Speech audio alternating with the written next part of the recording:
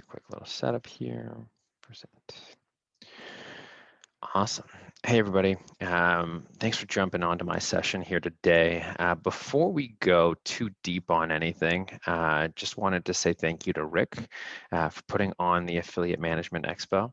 I think it's probably a long time that we got everybody in the affiliate space to one central conference. I know we have the Affiliate Summit usually, but given the remote nature of the year, it's definitely been harder to get in touch with all the peers and just facilitate the learnings that you typically would in a normal year. So Rick, wanted to thank you for that, and then just dive in.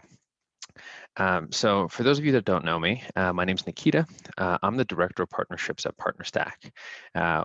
Basically, what that means is I am responsible for any of the indirect channels within PartnerStack, specifically our referral, our marketing partner, and our agency reseller channels. Now, I've been at PartnerStack for a little over 4 years now. And so, in this role, it's given me a really good general feel for and exposure to a lot of SaaS businesses, both B2B and B2C, that ultimately are running affiliate programs and how they do it today. So hopefully I can give some light and shed some light into the world of B2B affiliate marketing, what to do, what not to do, and how to properly incentivize the partners that you have as you work with them as well. Awesome. Cool. So we have a little bit of an agenda here today. So the first thing that we'll likely talk about is, what is affiliate marketing? Considering this is an affiliate expo, I'm sure that everyone has a good sense of what affiliate marketing is today, but generally a little bit of background on PartnerStack, who we are, what we do, and how we define kind of the affiliate and the partnership space in general. We'll then go into kind of the 3 different partner types. So there's 3 distinct partner types that we look at PartnerStack and how they fit into your overall partnerships, whether that's the marketing partner or the overall partner program as well. The third would be how B2B is different. Now, a lot of people at this conference specifically have had a lot of experience with B2C or e-commerce affiliate, and that's just where the industry's been for the last 20 years. What we're starting to see on our side is a really big shift towards software companies launching affiliate and partner marketing programs, and a large opportunity for a lot of different organizations, both agencies and partners alike, to drive business through those channels. For incentivizing B2B partners, the reward structures that customers and partners need to have needs to be very specific to B2B. Partner recruitment, that's a question I get all the time. How do we recruit partners into the program? How do we drive business? And how do we find the right partners? And so I'll speak to that really briefly because I know that's a really big topic of interest. And lastly, the importance of engagement. So keeping your partners engaged. But let's just dive right in. Cool. So B2B programs are a bit different than B2C. And what I mean by that is they have a longer term win cycle. And so basically, if you think about the average B2B deal versus a e-commerce transaction, for example, with e-commerce, it's pretty straightforward. You go to a customer's site, you select the items that you want, you put it in a cart, and you purchase it. So it's pretty transactional.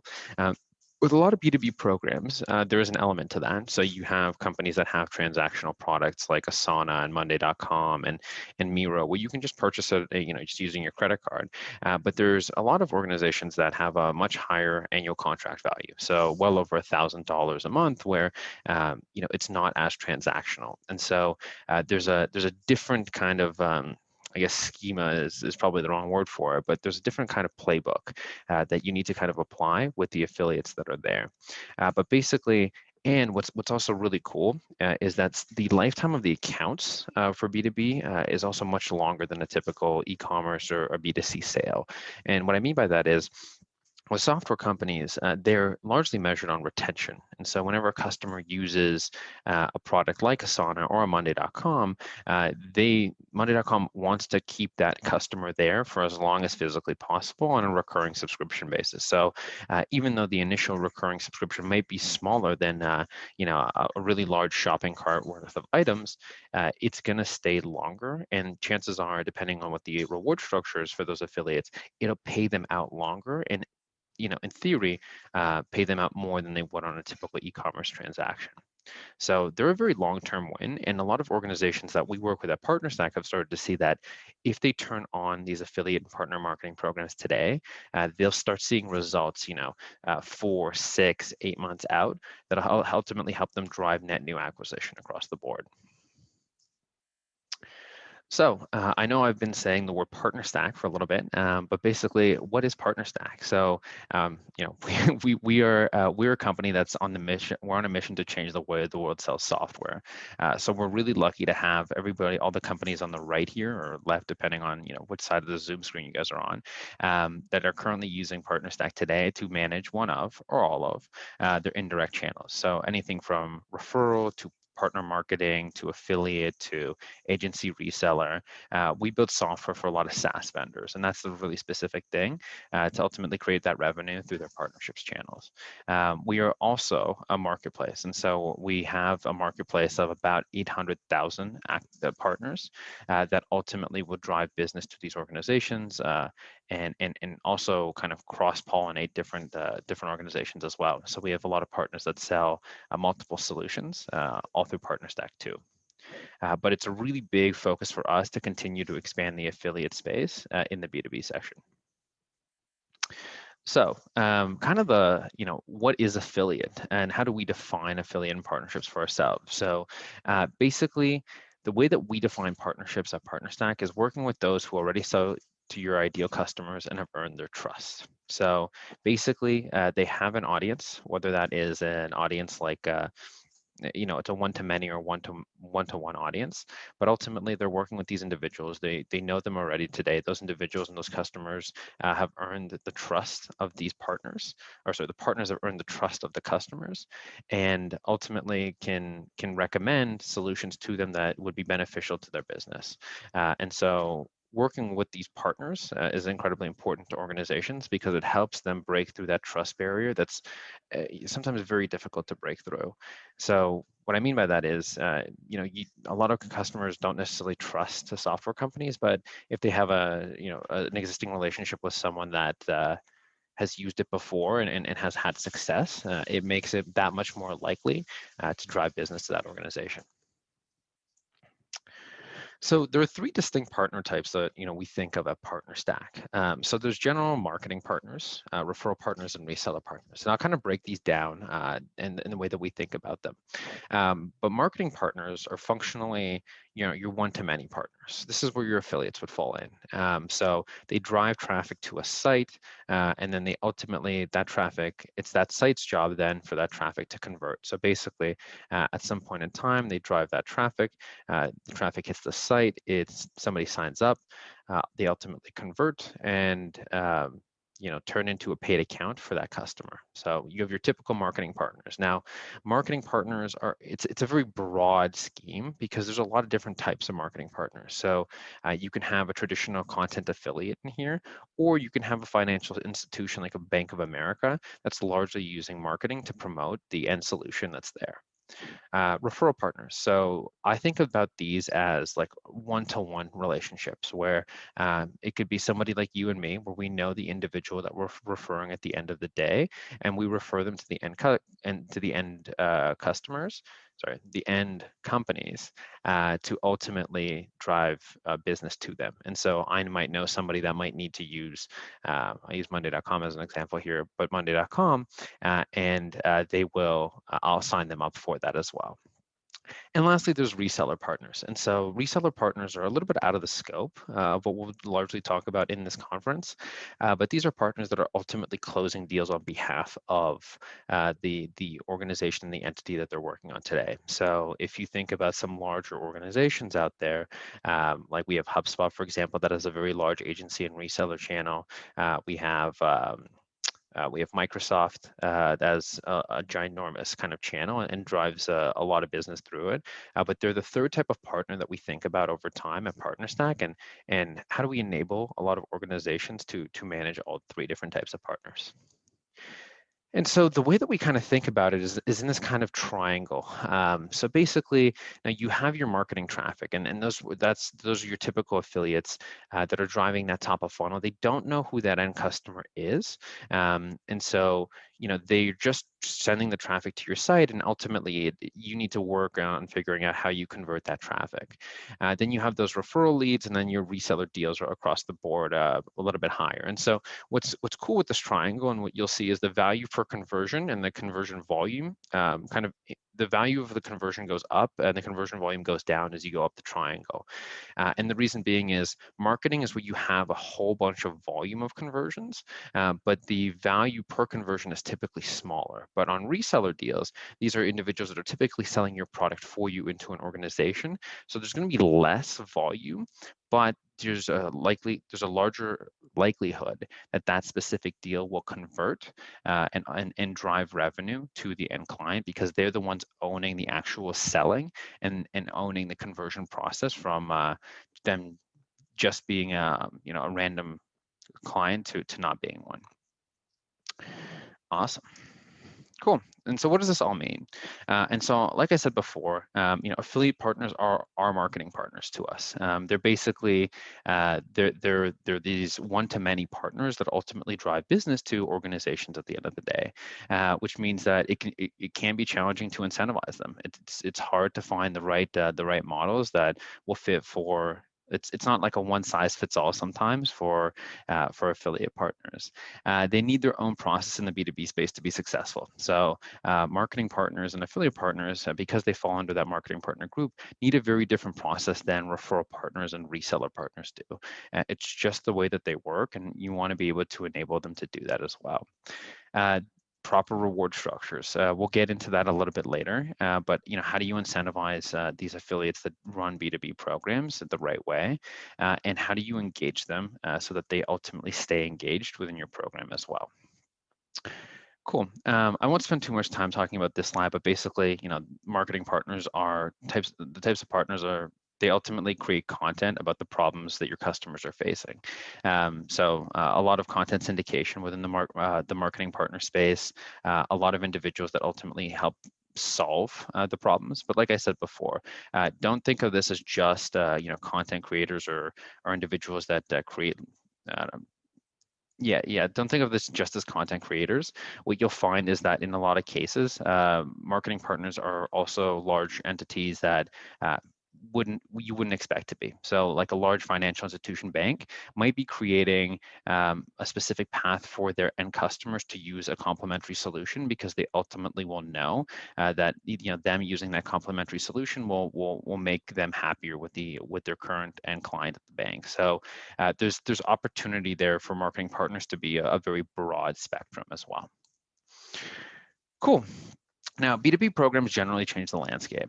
So in the B2C, and this is something that we talked about a little prior, but I just want to reiterate, in the B2C kind of e-commerce programs, they're very transactional, right? And so you go to a shopping cart, you purchase a specific amount of solution, and you have that, and you just quickly transact. Now with B2B programs, there's much more complexity. And so we'll get into some of that complexity here. So if you think about it, depending on the size and the scale of the transaction, there might be many more steps involved. And so let's say I'm looking to purchase, I don't know, let's use a common example here, but let's say Salesforce. And I go through an affiliate link. I'll go to the salesforce.com site, I'll sign up, and then I can't just purchase Salesforce. I'm going to be routed to an account executive on the Salesforce side that will be working with me to figure out, which plan I'm going to be on, which product I'm looking for. And so, I go into a CRM, and there's a sales process associated to myself as an individual within that CRM that I'm going to have to move down through. And so what you'll find is that just generally, there needs to be a lot more information communicated back to affiliates in this kind of space, because there's a longer sales cycle and it's not super transactional. And so something that we'll talk about, and I'll just kind of dive into right now, is you want to be able to pass information from your CRM back to your affiliates, and especially in a lot of B2B programs that have a longer sales cycle, largely because they need to know that the traffic they're driving you is being worked with and ultimately is having some success. And so you can imagine putting a lot of effort into content or traffic to a specific site, knowing that it's generating signups, but not knowing where those signups are in the funnel can be incredibly frustrating. And so it makes it difficult for affiliates to ultimately reinvest back into the product and into their efforts when they don't know if their efforts are even working at all. And so what I mean by that is I've seen a lot of examples of companies where they just reward on a sign up, a qualified sign up and a sale. But there's a lot more steps between a qualified sign up and a sale. Sometimes those steps can range 6 months. And so you need to tell the affiliate what's going on a regular cadence so that they know that, hey, you're working with the traffic and that, hey, this is a qualified lead. This qualified lead is moved into an opportunity. This opportunity is at this stage and this is the next step. So that they know and they feel involved and they know that, hey, we can continue to invest in this specific channel and this program with this organization because ultimately we know where the traffic is, where it's going, and one day, and the hope is that these accounts will close and we'll get paid out on them. Cool. So going into what incentivizes B2B marketing partners, this is kind of a really interesting space because I get this question a lot. Like, what should our reward structure be, or how do we get B2B partners to join our program, and how do we make it enticing? So I usually break it down to these three segments: seamless rewards, assets and collateral, and then proper attribution. Um, I think let's start from left to right, but basically seamless rewards. Something that I talk to a lot of organizations about is putting like a two-tiered reward structure together. So the most successful programs that I've seen on PartnerStack have a version of this, and what I mean by that is rewarding for qualified leads and then ultimately the sales that come through. And so a lot of organizations in the B2B space are very just the way that they've been built is largely to be rewarding on the end conversion funnel. So once the customer has come through, is paid, like that's when they want to give a large kind of percentage of sale. But what you want to do is you want to de-risk this for the affiliates that are working with you as well, because they have less control over whether or not something will actually convert. Basically, if you set up a reward structure that gives them something like, and this is also dependent on the size and scale of your product, but gives them some kind of a flat fee structure, like a fixed dollar amount for any kind of sign up that comes through, or for a bunch of signups. So there's organizations that I've seen that have done $5 for every 20 free signups, and then a larger payout for if that customer ultimately converts into a paying account, maybe at a 2 or 3 month mark. And so something like $5 for every 20 free signups, but then $60 for a paid and closed account, or a percentage of sale on a paid and closed account. Basically, what a structure like this does is it helps incentivize the end affiliates or the end marketing partners to drive business and traffic to you and to continue investing in driving signups, knowing that you've de-risked it for them, and then there's money that they're going to see back out of it just from the first portion of the incentivization structure. And then on the second portion, where the larger percentage and fixed dollar amount on a converted sale, that's kind of the bonus there. And so they're obviously going to continue to focus on getting accounts that will ultimately purchase and convert, but they'll de-risk their work with the first kind of incentivization structure being on the leads, and where they have a little bit less control as well. And then assets and collateral. So this is something that in the B2B space, a lot of people miss in general, but basically you want to provide your partners with a lot of training, a lot of assets, a lot of collateral about how do you talk to your specific solution. And this isn't what it's been in the past. And so what I mean is you can't just toss a couple of logos and banner ads and expect them to know what to do and put it on their site. You need to give them like white papers and case studies and success stories about organizations that target their end clients or their end audience that have been successful with your product. And so help them speak to your story and your end customer story as well, because it's one thing to just give them a banner ad and a logo and put it on their site and hope people click through it. It's another thing completely to give them and have them tell the story of a customer that's been successful on your platform and how they got there. people respond better to stories, and they can see themselves in those stories. So it just makes that process of getting those conversions much easier. Plus, by the time that customer goes to your site and ultimately starts poking around, they're typically much more educated about your product and are much more likely to go through the funnel faster. And then proper attribution. So I think attribution is something that everybody in this conference is always trying to kind of improve. But ensuring that you have your traditional attribution methods like links, something that we provide at Partner Stack is lead forms and deal registration and connections to CRMs to just give affiliates more routes to submit business to organizations. So affiliate has largely gone through links for a really long time, and in the B2B space, that's no different at all. But some affiliate partners are opting for, referral forms that are connected to CRM to give them more information as well. So proper attribution is something that we should all continuously be striving to expand on, because we just need to continue to arm every single person that talks about our solutions with the tools to drive more business to us. Cool. And so reward structures are important. We talked about this a little bit more in the last slide for sure. But basically, you want to make sure that the reward structures that you have, especially early on for your partners, are structured the right way. And the reason I say this is because partners are very finicky. Some of them will have specific structures that they're used to. Some of them may or may not want to work with your program depending on the reward structure. So before, even taking my advice about like the reward structure that we had before, consult a lot of the partners that you want to work with on how they typically want to work with you as well. So obviously there are ideal types of reward structures that have been successful, but ultimately what makes sense is, talk to your partners and see what kind of reward structures would work for them as well to drive business to you, and what have they seen and what have they worked with in the past that has made them successful.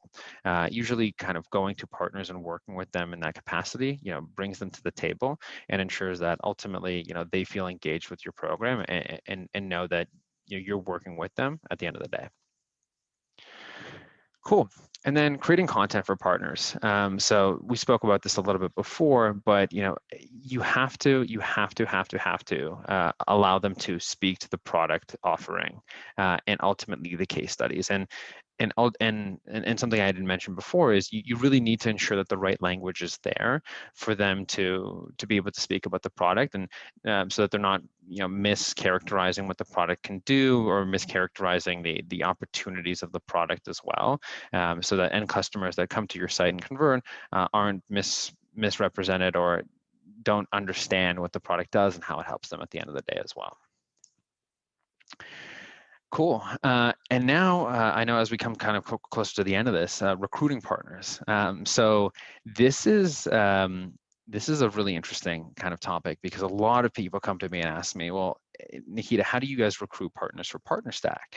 So let me take that a step back for a second. So I think that there's this kind of this misconception in the affiliate space, and I think it's largely been driven by organizations that play in the space, that marketplaces are the be all and end all. That hey, if you list yourself in a marketplace, people will ultimately join your program, drive business to you, and it'll happen like magic. You don't have to do any work for it. Now, I think that's the biggest misconception in affiliate at all is joining the marketplace is probably the easy part. Recruiting the partners after that is where the majority of the focus could be. It could be and should be. And so a lot of what I talk to organizations about is just general strategies for recruiting affiliate marketing partners, referral partners, or agency and reseller partners. And a lot of that comes down to, what do you do? So, hey, you get listed in a marketplace, no one's joining your program because there's thousands of other organizations in the same marketplace. How do you recruit those partners? And so what I tell a lot of organizations is marketplaces should really only at most drive 50% of the incoming traffic from your program, which means 50% of it should still be coming from outbound efforts that you as a team are doing as well today. And so that means it's kind of like following a sales cycle and a sales process. It's identifying the partners in your space that might make the most sense. So what partners do you want to get in front of? What content syndicators, what marketing partners are there? Strategic partners that make sense for your business that you want to get ahead of.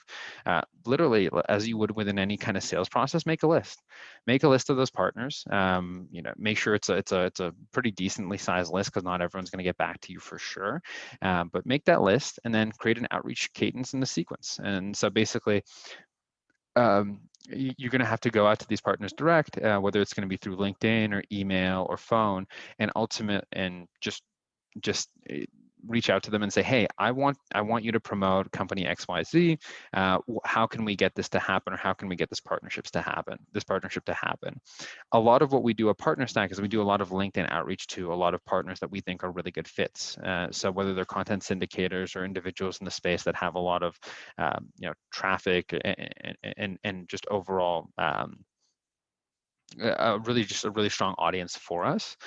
We do a lot of LinkedIn outreach for these individuals, and it's been highly successful for us. But make no mistake, just being listed in a marketplace is not enough for an organization to drive a lot of value through their affiliate program. It's incredibly important to do and maintain an outreach sequence for these partners. That's where I see a lot of companies fail and kind of stop. Is they just they're really excited at the beginning to launch an affiliate program, whether it is in the B2B, B2C, or e-commerce side. But once they launch it, they're like, well, the marketplace isn't driving us any revenue, or the marketplace is driving us partners, but we want more. And that the second one is actually very common with PartnerStack, where hey, we want even more than this. How do we continue to amplify the marketplace? Well, you can continue to amplify the marketplace, but it's also important that you're targeting the right vendors and the right kind of partners to drive your program, and that's how you'll see really strong success with any affiliate channel. And then last but not least, engagement. Engagement is so important. And so it's kind of putting everything that we've talked about into one general bucket here. But once partners are joining your program today, make sure that you have the engagement and you incentivize them to drive business to you. And whether that's the right reward structures, the right assets and marketing collateral, whether it's ensuring that they know that you're there as a team. And so message each partner that comes through. Or maybe if the tooling that you're using allows for automated email, ensure that partners are getting automated emails or some kind of a drip sequence to ensure that you're working with them, and that ultimately they're not alone in this, and that they're going to join your program and they're going to have a point of contact that they can reach out to if they have any questions or concerns about your program. Ensure that they feel engaged. Ensure that they feel empowered to send you business, because ultimately that's what's going to make the difference. A lot of affiliate marketers and partner marketers that I talk about the 80-20 rule, where 20% of your partners drive 80% of your revenue. But what, to me, as common as that rule is, I think there's a lot of opportunity with that bottom 80% to automate them, make them feel engaged, and really bring them into that kind of that higher echelon of partners that's ultimately driving a lot of business. But if you're going to take anything from this presentation, I think it's that ensure that your partners feel heard. Ensure that the partners, as they apply to your program, they know the boundaries, they know that you're willing to work with them in general, and that there is a centralized point of contact for them to work with at that organization. And so basically, really quickly, I just want to go over a customer of PartnerStack's called Jungle Scout. And so this is a really good kind of case study into how a customer used a lot of what we talked about today to drive a lot of uptake in their program into their first sale. So Jungle Scout came to us with a pretty I would say it was a pretty decently sized kind of affiliate program, but they were they were struggling to get partners to join their program and really make that first sale. So what I mean by this, it was a program that had partners generally joining, but they weren't seeing kind of that success in that first sale. And so when they joined, basically when they joined PartnerStack, it was really easy for them to see basically what they did is they built a bunch of automated email sequences and a lot of email campaigns to ensure that their partners were engaged in the program.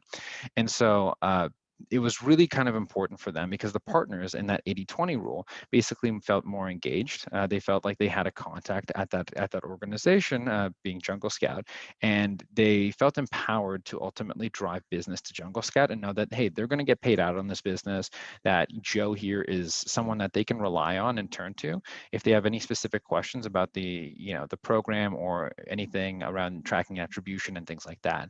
And so it was incredibly important when they joined PartnerStack that we had the proper tracking and attribution to support the partners that were there. We had the kind of the engagement and the ability to communicate with the end partners to ensure that they felt engaged in the program, and ultimately that we even had things like automated email campaigns and sequences to ensure that once the partners were in the program, they felt and they knew that Jungle Scout was generally working with them to achieve the end goal. Awesome. I know we talked about a lot in this presentation. So if you have any questions about anything on the B2B affiliate marketing side, whether it's on affiliate partners or referral partners or agency reseller partners, feel free to shoot me an email at nikita@partnerstack.com. Happy to kind of go into any questions you have about a B2B space, even if you have just some general questions around reward structures or your current program performance. Happy to help. And I really hope you enjoy the Bearcat Media Conference. Have a good day. Bye.